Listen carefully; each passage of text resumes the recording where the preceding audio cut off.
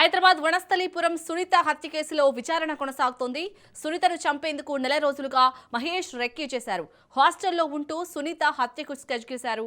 సునీతను చంపేందుకు e commerce యాప్లో ఆయుధాలు కొనుగోలు చేశారు. కొబ్బరి బోండాలు నరికే కత్తి, చెట్లను నరికే ఎలక్ట్రిక్ రంపం తెచ్చుకున్నాడు. బండలను కత్తిరించే యంత్రం మహేష్ కొనుగోలు చేశారు. ఒక డబ్బాలో పెట్రోల్ కూడా తెచ్చుకున్నట్లు సమాచారం.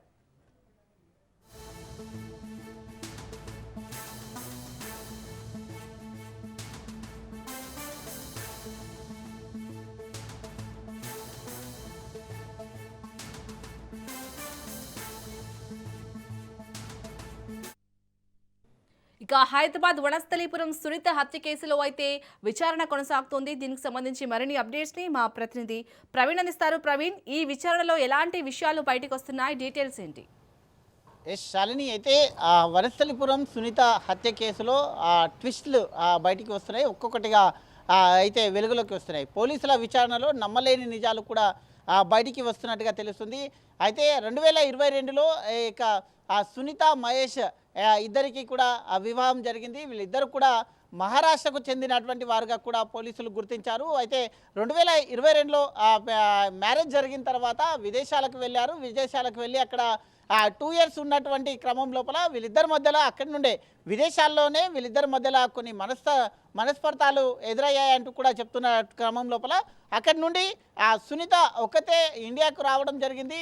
ఇండియాకు వచ్చిన క్రమం లోపలనే ఇక పెద్ద మనుషుల సమక్షంలో కూడా మేము విడిపోతున్నాము, మేమిద్దరం కూడా కలిసి కాపురం చేయలేము అంటూ కూడా పెద్ద మనుషుల సమక్షంలో ఒక ఒప్పందం కూడా కుదుర్చుకున్న తర్వాత 2024 లోపల అతని పైన కేసులను కూడా మహేష్ పైన కొన్ని కేసులను కూడా నమోదు చేశారు.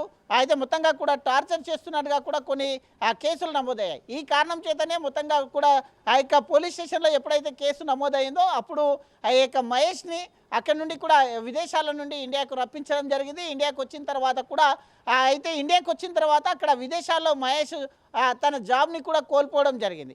జాబ్ని కోల్పోయిన తర్వాత కూడా అయితే విడాకుల కొరకు కూడా అప్లై చేశారు. అప్లై చేసిన క్రమం లోపల అవి ఇంకా విడాకులు రాలేదు అంటూ కూడా చెప్తూ ఉన్నటువంటి క్రమం లోపల పెద్ద మనుషుల సమక్షంలో చేసుకున్నటువంటి ఏదైతే ఒప్పందం ప్రకారంగానే ఇద్దరు కూడా విడిపోయారు. విడిపోయిన క్రమం లోపల ఇటు మహేష్ని కాదనుకొని అయితే హైదరాబాద్ వచ్చినటువంటి క్రమం లోపల అయితే వేరే వ్యక్తి శ్రీధర్ అనే వ్యక్తితోని ఇక సునీత అయితే లవ్ మ్యారేజ్ చేసుకున్నట్టుగా కూడా తెలుస్తుంది. అయితే లవ్ మ్యారేజ్ చేసుకొని కొన్ని రోజుల తర్వాత సాఫీగా ఉన్నటువంటి ఈ జీవితంలో మొత్తంగా కూడా ఆమె సోషల్ మీడియా వేదికగా కొన్ని పోస్టులను కూడా చేసింది. ఇప్పుడు నేను జీవితంలో చాలా హ్యాపీగా ఉన్నాను అంటూ కూడా ఇక రెండవ భర్త అయినటువంటి శ్రీధర్ ఫోటోలని అయితే సోషల్ మీడియా వేదికగా షేర్ చేసుకుంది.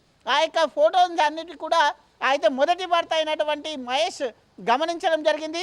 ఆ తర్వాత వాటిని గమనించిన తర్వాత మహేష్కు ఎక్కడ లేని కోపం వచ్చేసి దాని పథకం ప్రకారంగా మొత్తంగా కూడా ఈమెని చంపాలని మొత్తంగా ఒక రెక్కీ నిర్వహించాడు. హైదరాబాద్ వచ్చారు. హైదరాబాద్ వచ్చేసి ఒక హాస్టల్లో ఉంటూ మొత్తంగా కూడా ఈమె మొత్తంగా అబ్జర్వేషన్ చేస్తూ వచ్చినట్టుగా కూడా తెలుస్తుంది. అయితే ఈ యొక్క హత్యకు సంబంధించి కొన్ని ఏ విధంగా హత్య చేయాలో ముందే పకడ్బందీగా ప్లాన్ వేసుకున్నాడు. పకడ్బందీగా ప్లాన్ వేసుకొని ఈ హత్యకు సంబంధించినటువంటి కొబ్బరి బోండాలు నరికేటటువంటి ఏదైతే కత్తి ఉంటుందో ఆ కత్తి, అదేవిధంగా టైల్స్ కోసేటటువంటి ఒక యంత్రాన్ని, ఇవన్నింటినీ కూడా ఒక 5 లీటర్ల పెట్రోలు, కత్తి, ఈ 4 వస్తువులని కూడా తన స్విగ్గీ డెలివరీ బాయ్లో రూపం లోపల ఆ యొక్క బ్యాగ్లో పెట్టుకొని అయితే ఆ యొక్క అపార్ట్మెంట్కు రావడం జరిగింది. వస్తూనే మధ్యాహ్నం 12 గంటల సమయంలో అక్కడ ఉన్నటువంటి క్రమం లోపల ఎవరైతే సునీత తల్లి భర్తతో కలిసి ఉంటుంది, సునీత తల్లి బట్టలు ఆరేయడానికి మేడపైకి వెళ్ళిన క్రమం లోపల 12 గంటల ప్రాంతంలో ఇంట్లోకి వచ్చాడు. ఇంట్లోకి వచ్చిన క్రమం లోపలనే ఆ యొక్క ఇల్లంతా కూడా పెట్రోల్తో చల్లాడు. పెట్రోల్తో చల్లి అయితే అరుపులు వినిపిస్తే కనుక చంపేస్తానంటూ కూడా ఆమెను భయభ్రాంతులకు గురి చేశాడు. ఆమె అరుస్తూ ఉండడం చేత కత్తి తీసుకొని ఎంట తెచ్చుకున్నటువంటి కత్తితోని పకడ్బందీగా ఆ ప్లాన్ ఎగ్జిక్యూట్ చేశాడు. ఆమెని విచక్షణ రహితంగా పొడవడం చేత అక్కడే ఉన్నటువంటి ఏదైతే పూల తొట్టితోని కూడా అక్కడ కొట్టడం జరిగిందంటూ కూడా చెప్తున్నాడు. అయితే వెంటనే ఆమె అపస్మార స్థితిలోకి వెళ్ళిపోయిన క్రమం లోపల అతను కూడా అయితే బెడ్రూమ్లోకి వెళ్ళేసి డోర్ వేసుకోవడం జరిగిందంటూ కూడా చెప్తున్నటువంటి పరిస్థితులు చూస్తున్నాం. అయితే పోలీసులకు సమాచారం, స్థానికులు అరుపులు విన్నటువంటి స్థానికులు పోలీసులకు సమాచారం ఇచ్చారు.